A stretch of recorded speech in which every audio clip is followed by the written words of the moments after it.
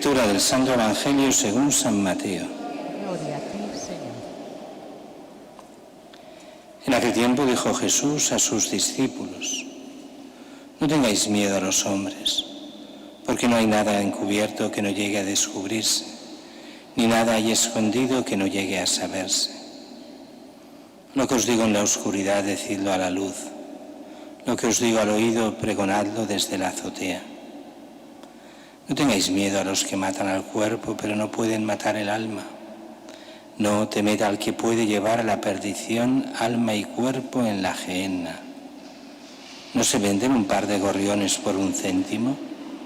Y sin embargo ni uno solo cae al suelo sin que lo disponga vuestro Padre.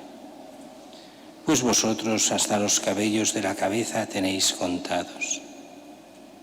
Por eso no tengáis miedo, valéis más vosotros que muchos gorriones. A quien se declare por mí ante los hombres, yo también me declararé por él ante mi Padre que está en los cielos. Y si uno me niega ante los hombres, yo también lo negaré ante mi Padre que está en los cielos. Palabra del Señor. Gloria a ti, Señor Jesús. El Evangelio de hoy podemos encuadrarlo de alguna forma en lo que es la misión de la Iglesia.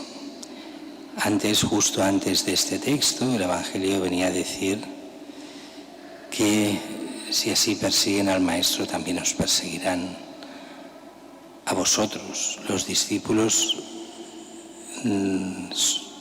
sufrirán lo que sufre el Maestro. El Maestro es Cristo. Y sabemos lo que le hicieron a Cristo, sabemos lo que comporta ser cristiano. Y en ese ambiente nos dice: no tengáis miedo a los hombres. Es fácil de decir, no es tan fácil de hacer. De hecho, ¿cuántas veces, por ejemplo, Juan Pablo II empezaba diciendo: no tengáis miedo? ¿Y por qué no hemos de tener miedo? Porque Cristo ha vencido al mundo. Porque aún en medio de las máximas dificultades, y en esa máxima dificultad está el martirio, la muerte, el que te maten, aún así, si te mantienes fiel, es Cristo el que te acompaña, te lleva y te salva, aunque des la vida, como han hecho tantos y tantos mártires.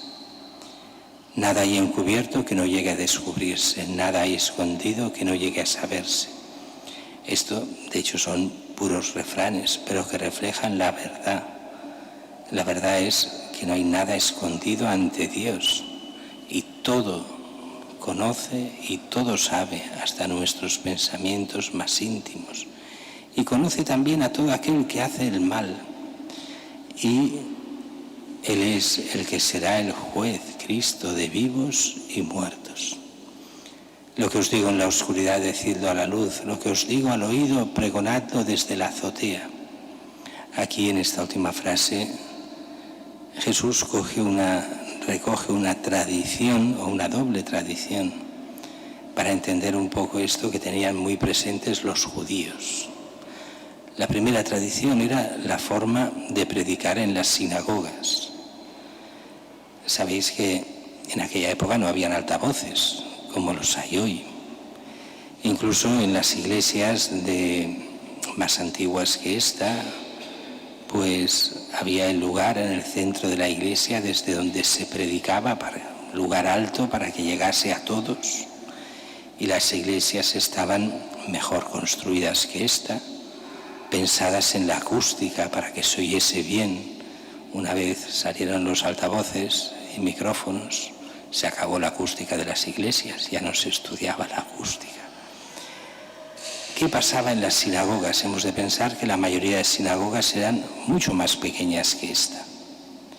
Eran pequeñas, pero la mayoría de los rabinos, de los que predicaban, eran gente de poca voz. ¿Qué hacían? Pues simplemente dictaban, o sea, en voz normal, baja, decían las frases, y al lado un vozarrón lo que hacía es repetirlo en voz alta. De aquí, lo que os digo al oído, pregonando desde la azotea. Lo hacían en voz alta, pero también en las sinagogas es curioso que habían azoteas. Y desde allí, ¿qué pregonaban? Desde ahí tocaban la trompeta los viernes por la tarde para anunciar que empezaba que empezaba el sábado, la fiesta en la cual empezaba el descanso y se tenía que dejar de hacer de todo. Con esta imagen, aquello que Jesús va predicando, aquello que llega a cada cristiano no es para que se lo quede para sí, sino para que lo proclame en todo el mundo. Eso, si os fijáis, va en contra de la mentalidad de nuestro mundo, absolutamente. La mentalidad de nuestro mundo es, oye, ¿tú eres cristiano? Vale, te lo permito siempre que lo tuyo no salga de la iglesia. Máximo que te lo lleves a tu casa.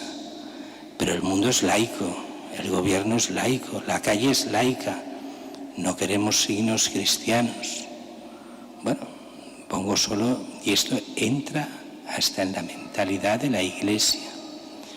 Siento decirlo, pero ¿cuántas veces esto pasa de maestros cristianos que van a una escuela cristiana y llevan un pequeño signo cristiano, el escapulario o una cruz a veces colgando, lo que sea, y la dirección le dice al maestro, escuela cristiana, oye, tú eres cristiano, aquí está prohibido hablar de Cristo.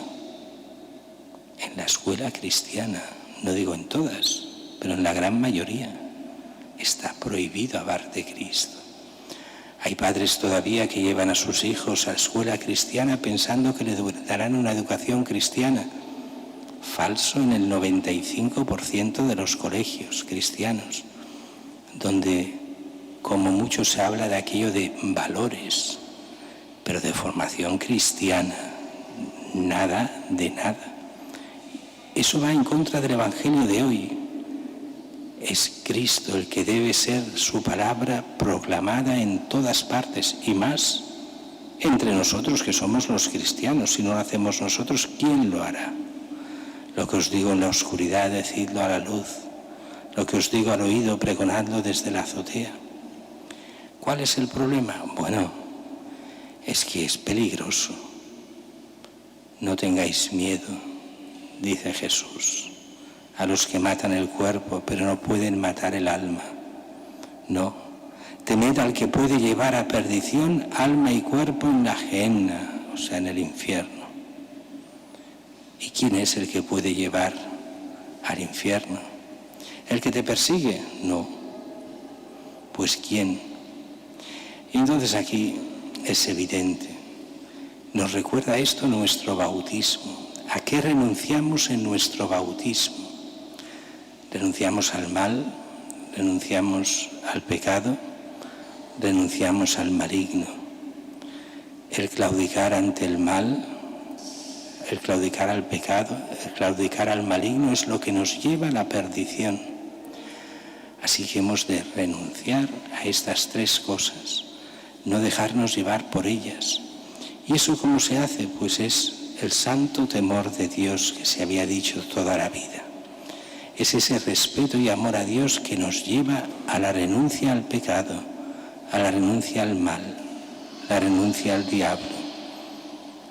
Si pecamos, si nos dejamos llevar, entonces es nuestra perdición.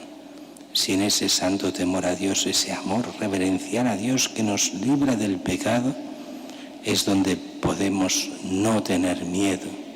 Es ese miedo que no tuvieron los mártires, que dieron su vida perdonando a aquellos que los mataban. Y no se daban cuenta los que los mataban que por la gracia de Cristo les daban la vida eterna. Y que ellos serían intercesores de aquellos, para el bien de aquellos que los mataban. No solo perdonaban los mártires, sino que pedían a Dios por la salvación de los asesinos. Ese es el modo cristiano, complicado, difícil, pero es la forma cristiana de actuar. Y entonces nos dice, después de decirnos esto, pero tranquilos, confiad en la providencia. ¿No se vende un par de gorriones por 1 céntimo? Bueno, en realidad dice por un as que era mucho más que 1 céntimo de hoy. Un as sería tal vez entre 1 y 2 euros de hoy, poca cosa. No se venden un par de gorriones por eso. Sin embargo, ni uno solo cae al suelo sin que lo disponga mi Padre. Si hay providencia para los animales, cuánto más para las personas. Vosotros hasta los cabellos de la cabeza tenéis contados. Por eso no tengáis miedo, valéis más vosotros que muchos gorriones. Esta frase de hasta los cabellos tenéis contados es una de esas cosas que es muy curiosa de ver cómo la interpretaban los paganos, los que iban contra el Evangelio. Aquí se inventaban una interpretación absurda.